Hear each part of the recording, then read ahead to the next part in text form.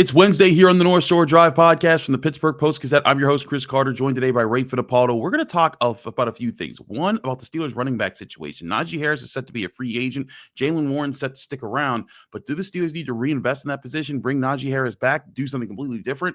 We'll talk about that, what the Steelers need to do to develop more of their younger players, and more questions here on the North Shore Drive podcast. So the Pittsburgh Post-Gazette, let's get into it. You are now listening to the North Shore Drive podcast, a show on all things Pittsburgh sports from the writers of the Pittsburgh Post-Gazette, hosted by Christopher Carter.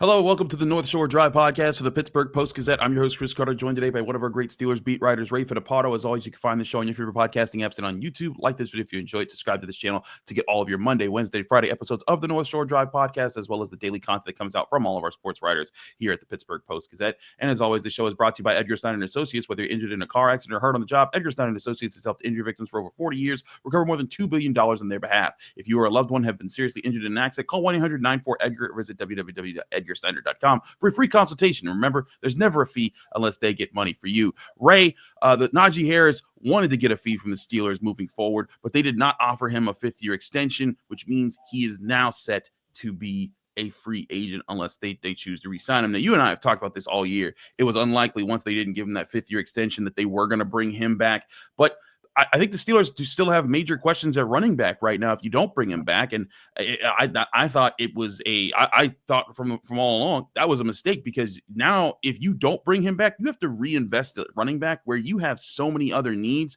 And Najee Harris would not have been that expensive. Yes, he has 4 straight 1,000-yard seasons, and no one's done that. You know, I think he's like on a very short list, you know, going back to like Adrian Peterson and LaDainian Tomlinson. But, you know, I think the rest of the NFL is going to look out and see, like, you know, he has a lot of tread on him. You know, sure, he fights hard, but he's not the explosive playmaker, so he wouldn't command huge money in free agency. I wonder if the Steelers, they have so many other needs. We're going to talk a lot about over the next couple months: cornerback, defensive line, wide receiver, maybe guard, other positions the Steelers need to invest in. And it just seems to have to re-dip back into running back when you've been solid there. It just seems like that could be going a little bit backwards if the Steelers don't handle this right. Yeah, I think this is probably going to lead us to the Steelers probably taking a running back in the middle rounds because, Chris, as you noted, there's a ton of production and touches that you have to replace there if Najee Harris is gone. And, you know, we can't forget, the Steelers had a pretty even, snap distribution and carry distribution in 2023. But 2024, Jaylen Warren was injured early in the season, and you really saw Najee had to – take on the bulk of the load early. And, Jaylen got going late, but, by the end of the season, Najee had, I think, 150 more carries. I think it was, because of that. So, I think in the end, when you look at this decision that they made back in May, I don't think they want that plodding running back, for Arthur Smith's offense. I think he probably wants another guy who can maybe get to the edge a little bit. Somebody's a little bit more, explosive. So, I think Jaylen Warren is a nice piece to your backfield, but given his injury history, given his size, and given the fact that he's never really been a 1, I think you need that 1A or 1B, in this draft this year if you really want to be known as a rushing offense. I think we all know that's what their identity is. That's who they want to be. And they need a guy to make that work. Agreed. And I think that's where Najee Harris allowed Jaylen Warren to kind of do what he did more, because Jaylen Warren could come in, be fresh, be fast, be a change of pace back. And maybe it takes 2 guys like that. Maybe it takes splitting up those carries between 2 faster backs instead of 1 sort of power back and 1 sort of speed back. And I will say this is a great running back draft class to go after a running back. I just don't know if that's what the Steelers, if that's what the Steelers want to be going for right now while they're trying to rebuild so many other things. But like at the top of the list, you got Ashton, Jeanty, you got Omar Hampton, and Cam Skattebo. All 3 of those guys I think would be good additions to the offense. But Ashton, Jeanty going in the first round, you can't spend another first round pick on a running back with all the other needs that you have. Omar Hampton is probably a late first round, maybe early second round pick. If he's there in the late second round, maybe that's a different story. But like Cam Skattebo, he's another power back. He's another guy that's gonna be a run hard guy. And then you're probably probably going to have to spend a second, if you're lucky, a third-round pick on him. I mean, there's other guys. There's Caleb Johnson out of Iowa, TreVeyon Henderson out of Ohio State. Everyone saw that. Quinshon Judkins also out of Ohio State. Like, there's guys that you could get, but I also think that one thing that Najee Harris brought was ball security. It was not just taking on the load, but that man rarely put the ball on the ground in his time with the Steelers. And when they drafted him way back when, I thought that was a big factor that was going to play in for him. And it was. I mean, you remember the 2020 season, the 2019 running back fumbles were a huge problem for the Steelers for some years. It even cost them. I'd say it might have cost them the playoffs a couple times with some of those mistakes. And so whoever they get at running back to replace Najee Harris, whether it's a free agent, because I mean, frankly, right now I think Najee Harris might be the top free agent running back. If maybe if a 30-year-old Nick Chubb, but he's older, and Javonte Williams, Aaron Jones, there's other guys out there. But like whoever it is that you bring in, they need to be healthy. They need to be able to take on a workload, and they have to be able to protect the football consistently over all of that. Yeah, Chris, and even when there's not strong running back classes, and I agree with you, this draft for running backs is atypical in its depth. But even when they're not considered strong classes, I pointed this out in a story I did over the weekend. Kyron Williams from the Rams, 5th round. Isaiah Pacheco from the Chiefs, 7th round. So as long as you have a good offensive line, I think you could find the type of back, to fit your system. You brought up some guys, hey, maybe you can get them in the 2nd round. I don't think this discussion even starts until the 3rd round. And maybe that's what I'm saying, though. Yeah, exactly. 4th or 5th round. I agree with you that, get that guy in the middle rounds. You probably don't want to wait. This year's kind of different for the Steelers because you have your 1, 2, 3, and 4, and then you got 3 7ths. So you really got to fill some of your needs early in those top 4 rounds because you never know what's going to be there in the 7th round. So I'm thinking 3rd or 4th round. You mentioned some of the names, but I think at that portion of the draft, I think you'll be able to get a quality starting caliber running back, and I think the Steelers will be just fine. If they spend a mid-round pick on a guy this year. And I mean, hey, Jaylen Warren was an undrafted player, and it wasn't like they just stumbled upon him. Like I remember talking to Eddie Faulkner the year after they drafted him, and Eddie said, like, we had him as our 7th best running back in this class. We thought he could be a mid-round pick, but if he was there undrafted, we would snatch him up. As soon as we saw him, we were like, hey, that's our guy right there. So I mean, like to your point, they could still get running backs, but I think the bottom line is this run game has to improve, and I think it's less on the running backs to make it better. I think it's more on this offensive line, but still. You want to have your crops prepared for rain, right? It would be terrible if finally the Steelers fix the offensive line, they're dominating the line of scrimmage, and your running backs just aren't able to take advantage of it as much as you'd like. So that's something that we will continue to monitor here in the North Shore Drive podcast and what's going on with the Pittsburgh Post-Gazette. We still haven't heard from Art Rooney yet. We're expecting either the end of this week or sometime next week for him to give his end of season address to the Pittsburgh media and all the things that go with that. But we also got to talk about, on top of the running back position, in general, the Steelers have a lot of young guys on this team that they're trying to develop, and some of them I think are trending upwards. Some of them are doing well, but some of them maybe need to step up a little bit faster. We'll talk about how they need to get to that next here on the North Shore Drive podcast from the Pittsburgh Post-Gazette. Chris Carter, Ray Fittipaldo. But first, I want to remind you the show is brought to you by Edgar Snyder Associates. Whether you're injured in a car accident or hurt on the job, Edgar Snyder Associates has helped injury victims for over 40 years, recover more than $2 billion on their behalf. If you or a loved one have been seriously injured in an accident, call 1-800-94-EDGAR or visit www.edgarsnyder.com for a free consultation. And remember, there's never a fee unless they get money for you.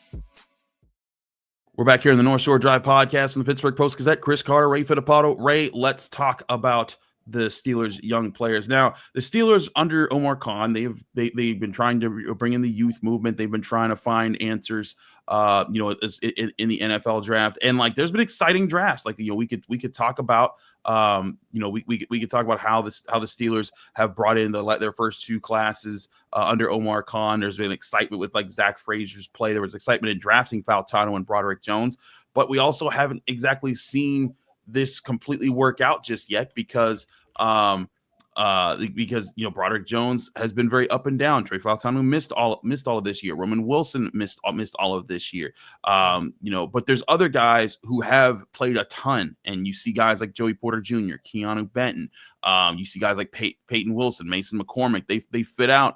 When you're looking at this, who are some of the players that you're looking at that the Steelers need to get more out of as young players, or is it kind of an across the board like, hey, they're kind of behind on all of these guys at this point? Yeah, I mean, listen, when you spend your number 14 overall pick on a franchise left tackle, you need that guy to work out. And through 2 seasons, listen, Broderick Jones hasn't had a chance to play on the left side, but due to circumstances and really due to his performance, he needs to step up. There aren't going to be any more excuses, Chris. He's going to have the opportunity to go back to the left side, which is where he played in college. They're going to slot Troy Fautanu in at right tackle. And, Pat Meyer talked about this at midseason. He's a young kid. He has to mature a little bit, but once he does, I think the potential is there for him to be an impact player. But you kind of get the feeling, don't you, that 2024 has to be the year? I mean, 2025 has to be the year, because at the end of next season, they're going to have to make a call on him. Are they going to pick up his 5th-year option? Or really, are you back to square one? Then you're looking for your franchise tackle again. So a huge offseason for him. He's got to cut down on the mental errors. I think he's got to get a little bit more serious, about his body, taking care of his body. And if he does that, I think he's, the foundation is there for him to be a good player. But he's got to put it on paper, and he's got to go out there and do it. I think so too. I think that's the thing with Broderick Jones. Like, there's been moments where I'm like, hey, when this guy locks in, it looks so much better. Like he can. I've seen him show technique. The problem is he can't do it consistently, or he hasn't done it consistently. I won't say he can't do it, but he hasn't done it consistently. And you need that from a young guy to be able to start showing you that. And granted, Mike Tomlin brings up this point a lot when we ask about Broderick. He talked about, hey, like, that guy's younger than Zach Frazier and Mason McCormick. They kind of knew that this was going to be a longer term project. But my thing is this, Ray, to your point. It's not just investing the pick to get these guys, it's investing in them development wise. And I get that, we've talked about this a lot over the past 2 years. Dan Moore Jr., maybe he just can't play right tackle, so you're keeping him at left. I just don't understand the point of keeping Broderick Jones on the right when you want him to play in the left. And we even saw late in the season, I think it might have been against the Chiefs, they moved Broderick Jones back over to left, and they put him there. And I'm just thinking here, like, is the plan actually to put him there? Is Troy Fautanu going to the left? Is Troy Fautanu going to the guard and he stays on the right? What's happening here? I think that's the thing, is that there needs to be a more concrete plan for what the Steelers are doing in offensive linemen. It's good to have flexible offensive linemen. You've covered several in your time, guys like B.J. Finney, who would come in at guard, be able to play center, Fernando Vasquez, or, all the guys that the Steelers have brought in over the years that flip between the interior parts of the line, and then guys like Chris Hubbard as well. But when you draft guys high for a reason, and you want to get them solidified into a spot, they need to start. Offensive line needs familiarity, and I think that's where it'd be great if Jones, Fautanu, Frazier, and McCormick became the new core for the next 8 years for the Steelers, and that sets up offensive line, that sets up everything they want to do. But it would help them if they were all in the positions that they were expecting to be in, so they can build their chemistry together and move forward as a unit rather than just individually occasionally making progress. Yeah, and I agree with you. I think you hit the nail on the head there. Dan Moore didn't have the ability to flip over to the right side, and, Broderick kind of took one for the team. His versatility maybe worked against him a little bit because, he is so athletic. He doesn't have an issue moving to side, and, Dan Moore could only play on the left side. So Dan Moore is going to walk in free agency. He's going to make himself some nice coin somewhere else, and Broderick will finally get an offseason really to know he's the left tackle. It might be sink or swim. They're going to have a backup plan. Whoever that swing tackle is, they're going to have him ready in case Broderick fails. But I think they really like Troy Fautanu at right tackle. I'm not going to close the door on him going to guard either, because I think he could be a really good guard. He's just a really good player. And then, you kind of fit in the pieces from there. Sayamalu is in his last season, of his contract. I think he's going to be 32. During the upcoming season. So, they've invested a lot in the offensive line, and it's time for some of these guys like Jones and Frazier and McCormick, to step up and to really be impact players here in 2025. Let's flip to the defense for a second. Two guys that are going to be in their third year next year as well, Joey Porter Jr. and Keeanu Benton. I thought both took steps forward this year, but I think that next year is going to be a year where both of them need to show that, like, hey, they're not just young players anymore. They're good veterans that are making plays. And Keeanu Benton made some plays. He had the interception against the Browns on the screen. He had a big sack on Joe Burrow in the late in the season. But you look across the stats, it wasn't a whole lot of playmaking. He was more so, I think, doing a lot of the dirty work on the defensive line. I think, and then you look at Joey Porter Jr., again, not a whole lot of big plays being made, but he did a lot of the solid work to kind of make it so that his side wasn't the side you wanted to go after as much in the Steelers defense. Those are two guys that I think if the Steelers are to become much better very soon, they need to be part of that picture. What have you seen from them and how the Steelers have handled them early on in their careers? Yeah, I mean, I think I was maybe expecting a little bit more pass rush out of Benton this season, but I'm not completely disappointed in his play. I think philosophically, the Steelers kind of got to make a decision. He's not that big nose tackle that they've typically had. He's more of a, he's a versatile guy. He can bump out in some packages, and maybe they're going to expect him to do that. We're going to get into the draft here in the coming weeks, but what if you got a guy like Kenneth Grant, who is probably like I like a bigger Kenneth guy Grant, to put him in. Yeah, I like Kenneth Grant. You get Grant, he's probably going to go to nose. And then what do you do with Benton? Benton's got to bump out and take the place of Ogunjobi, I guess, if that's the route you go. And listen, I don't want to, with Grant, I don't want to say he's only a nose tackle, but if you watch him at Michigan, he spent a lot of his time over, guards and centers, not guards and tackles. So we'll see how that plays out. To me, this offseason, you got to figure out how do you get the most out of Keeanu Benton, and how do you help your defense? Your defense got gashed late in the season. I'm not saying it's because you have an undersized nose guard, but I'm sure that's part of the equation. So they got to figure out exactly what they want to do with him. Is he a potential replacement for Larry Ogunjobi? I don't know. Or are they going to maybe draft a replacement for Ogunjobi and just keep Benton in the middle? And maybe if you just have better players around Hayward and Benton, maybe that makes a difference too. But they got to figure it out. You're not going to win many games giving up 200, 300 yards on the ground like the Steelers did late in the season. Yeah, I agree. Like that needs to be a big factor there. Keeanu Benton, again, like he's flashed that potential, but maybe he is not a nose tackle. Maybe he's more like Cam Hayward, where you want Cam Hayward kind of moving, between the guards and the tackles and kind of flexing around there. But to your point, like I love Kenneth Grant. I think this also is a good defensive tackle draft. Like Kenneth Grant won't even be the first one off the board. That'll be his teammate Mason Graham, who probably is going to be a top 10 pick this year, and he looks mean and nasty. But Kenneth Grant looks like that go getter. Sometimes he reminds me of Cam Hayward. You see him chasing players down the field, but you also see him blowing up people at the line of scrimmage. There's Tyleik Williams out of Ohio State. There's Omar Norman Lott out of Tennessee. There's guys that you can get in this draft that can help there. But there's also the potential of maybe going and getting just a true nose tackle in free agency right now this year, because that's also not a position that's a whole lot of money if you're not getting a guy that's like a top tier pass rusher like Chris Jones. Yeah, sure. But like guys like, BJ Hill or DJ Jones, those are guys that are hitting free agency. They're 30. And so but like if you sign them to a 2-3 year deal, expecting them to be a solid nose tackle, I think that wouldn't be a terrible move for the Steelers. And it brings you more flexibility to ask better of Keeanu Benton in his spot. But I also wanted to talk about Joey Porter Jr. That's a guy who, I think that everyone knew, his college career, he wasn't a big interception guy, but he was a big take away that side of the field guy. And there were times he did this year. Granted, still went through and had, some penalty issues throughout the season. But I think he's another guy that they need to not just step up as a player, but also step up as a voice and a leader, because the cornerback room, I thought it was kind of up and down this year. And, Donte Jackson was definitely a stopgap player to kind of fill in for Levi Wallace, the year before. But that's another room that I think could not only use investment, but further development.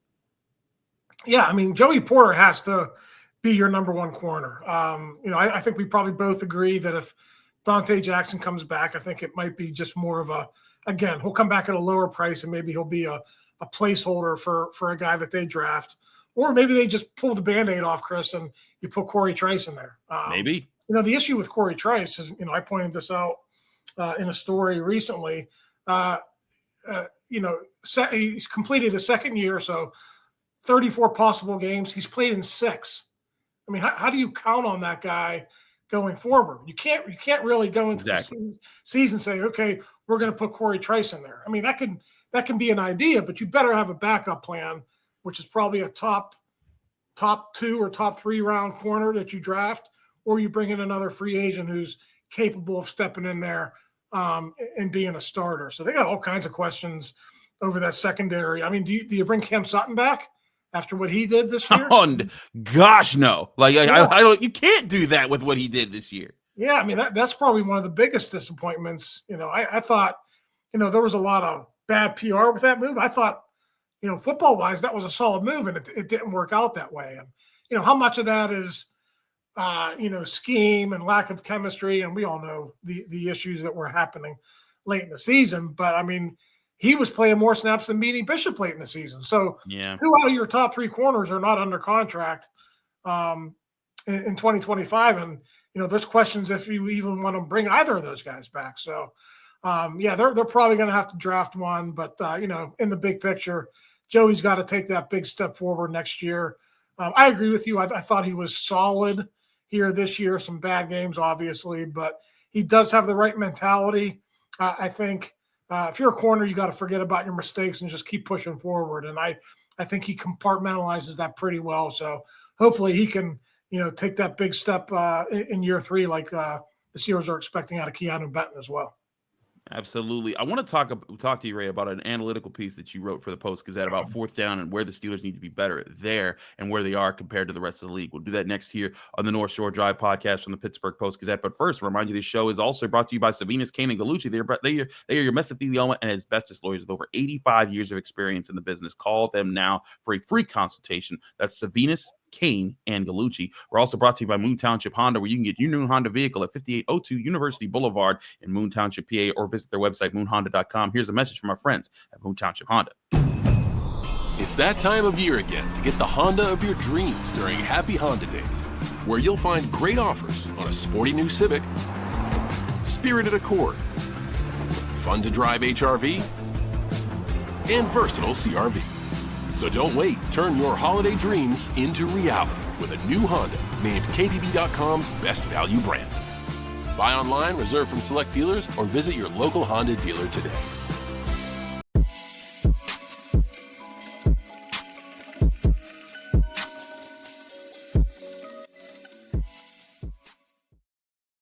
We're back here at the North Shore Drive podcast from the Pittsburgh Post-Gazette. Chris Carter, Ray Fittipaldo. Ray, let's talk about this piece that you wrote, and you pointed out in this analytical piece in the Post-Gazette earlier this week about the Steelers being behind the NFL in 4th down conversions. In fact, you pointed out they're the second worst team at converting on 4th down. When you look at some of the teams that are still in the playoffs right now in the conference championship round, they're all in like the top 10 of 4th down conversions. When you were looking at it and you saw it, what was the big thing the Steelers didn't do on 4th down that made them unsuccessful so many times?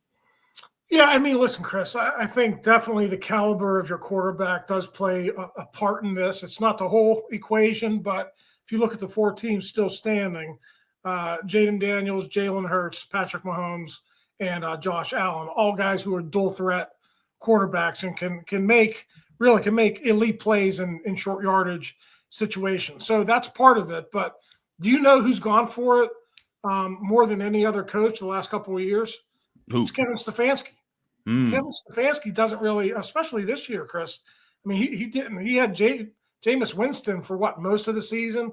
And they had DTR in there. I mean, it was kind of a mess, but that did not deter him from his philosophies on 4th down. And he's an Ivy League guy. He's a Penn guy. I'm sure they have people in that department who are really smart. Listen, you can say whatever you want about the Browns, but one of the main reasons they beat the Steelers, I think, what was it, week 11, week 12? They won 4 for 4 on 4th downs. And, the Steelers were, I think, 1 for 3 in that game. That was you're looking for, winning in the margins. That's where you do it when you don't have a lot of talent. So quarterback is part of it. But there was a quote I used in there from Cliff Kingsbury that's also a big part of it. I don't know what you thought, Chris, but, what Cliff was saying was, Dan Quinn will allow him, he'll allow him to set up his fourth down conversions, right? So if it's 3rd and 8 and they're in a certain portion of the field, Cliff Kingsbury is going to call a play that might only net 4 or 5 yards, but it's going to put them in position to win on 4th and 2 or 4th and 3.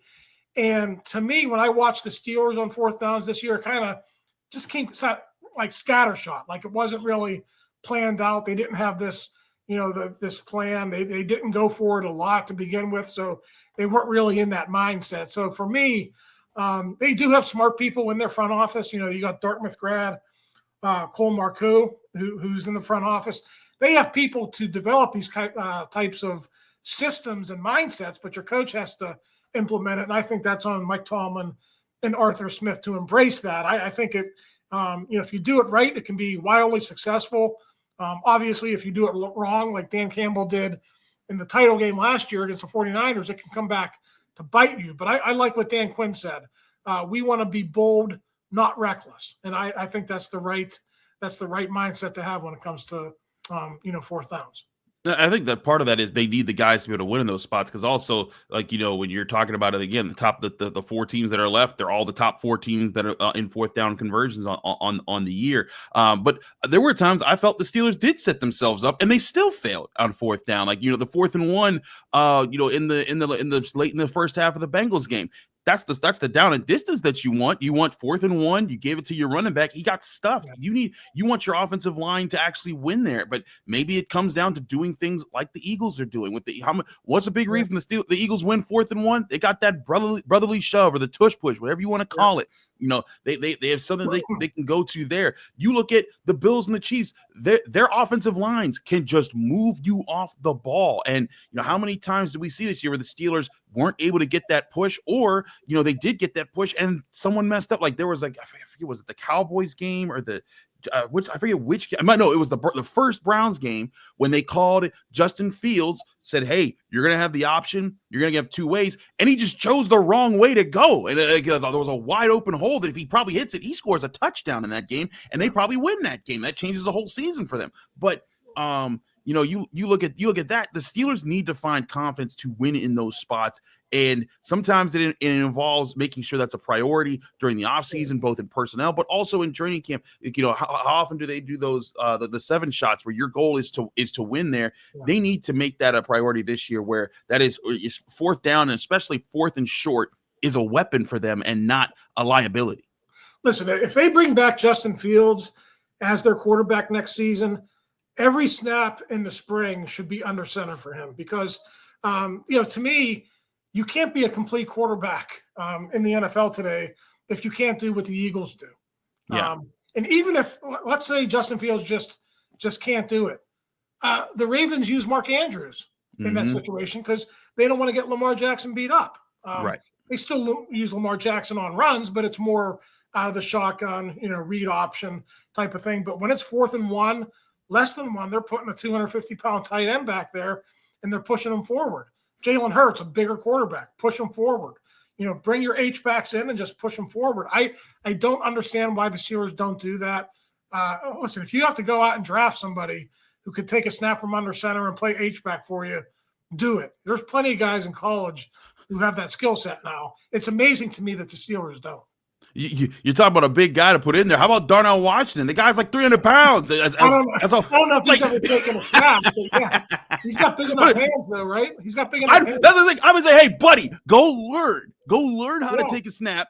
Just push forward. You gonna get it. It's 6'7", 300 pounds. You're gonna win that spot. But I feel you, like that. There has to be some creativity to open that up and to have that as part of their arsenal. And again, this is just one aspect of the game. It's not going to determine everything. But those extra 4th down conversions, they keep drives alive. And sometimes those are the things. Like, for example, if the Steelers get that 4th and 1 late against the Bengals, maybe they don't score on that drive. But you know what happens? The Bengals don't get the ball back and get a field goal at the end of the first half, and the Steelers lost by 2 points in that game. That's where I think that the Steelers, they need to find answers there. Maybe, and I've been saying, I think Justin Fields is the answer, at least for right now, to try to bring him back, try to work something. And even like if your offensive line takes significant steps forward, as you're hoping that it will, because you're investing in it and you're trying to develop there, Jalen Hurts is not an elite quarterback by any means. He's a good quarterback. Yeah. I think you can get Justin Fields, maybe not to Jalen Hurts' level, but in that tier, in that range, if you have a good offensive line, maybe make sure you have a couple playmakers at wide receiver, have some comparable running backs. You're not going to have Saquon Barkley in the backfield, but if you have that, you can make it so that Justin Fields, there's not as much weight on his shoulders in games to win games until you're like, hey, 4th and short, let's go get this. I think that's part of the key here. The Steelers, they brought Andy Weidel in to bring some of the stuff that he did for the Eagles to Pittsburgh. They need that to manifest to become that kind of a team. Yeah, I mean, look at Philadelphia. Listen, if they weren't winning, it would be a disaster. A.J. Brown would want out, and it would be a mess out there. But they're winning. Everyone's keeping their mouth shut now. Is A.J. Brown completely happy? No, but he's sitting there. He's reading his book because they got the potential to play in the Super Bowl, right? So, Jalen Hurts, I read a stat. Is he averaging like 121 yards a game, I think, in the 2 playoff games or something? He might be. Yeah. Something crazy like that. So, yeah, it goes to show you if you're a dual threat running back, quarterback, and you got a strong offensive line and a strong back like Saquon Barkley, then, you can survive with a limited passing game. And really, until the Steelers make over that receivers room, they're probably going to be limited in that regard. So you might as well try to load up, find yourself a dual threat quarterback, improve your offensive line, go get a running back, and see if you can make it work. As a team, the Eagles are averaging 93 yards per game through the air right now through 2 games. But again, when you got Saquon Barkley in that offensive line, it makes all that possible. I'm not sure if the Steelers will get a Saquon Barkley unless they do go get an Ashton Jeanty, whereas that would be wonderful and exciting. They got other shoes to fill here, but there's still a lot to do in this offseason to get to that point. If you want all the analysis, well, first of all, if you want to read that 4th down analysis piece that Ray Fittipaldo put together and see all the numbers for yourself, go to post-gazette.com to read all of our work there from our writers here at the Pittsburgh Post-Gazette. Thanks again for tuning into the North Shore Drive podcast. Reminder, this show is on your favorite podcasting apps and on YouTube every Monday, Wednesday, and Friday, right here from the Post-Gazette as we talk to our beat writers, as well as all the daily content that comes out from all of our writers here. We're back here Friday with Brian Batko right here on the North Shore Drive podcast. Thank you for tuning in to another episode of the North Shore Drive podcast from the Pittsburgh Post-Gazette. If you watch this video on YouTube, please like the video and subscribe to our channel. For all the sports coverage from the Post-Gazette that we have to offer, visit post-gazette.com.